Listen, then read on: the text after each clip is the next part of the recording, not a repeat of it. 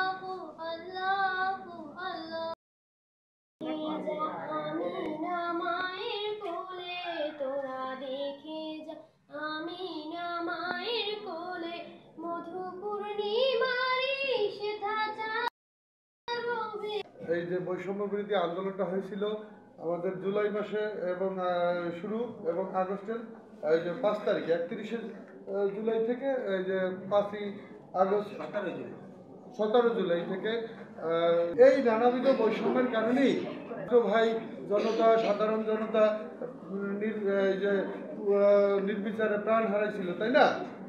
তাদের স্মরণে, সেই শহীদদের স্মরণে আজকের এই অনুষ্ঠান। ত্রিভুবনের প্রিয় মুহাম্মদ এলো রে দুনিয়ায়, আয় রে সাগর আকাশ বাতাস দেখবি যদি, আয় রে সাগর। বৈষম্য বিরোধী ছাত্র আন্দোলন, শুধু ছাত্র আন্দোলন করছে, বৈষম্যটা কি?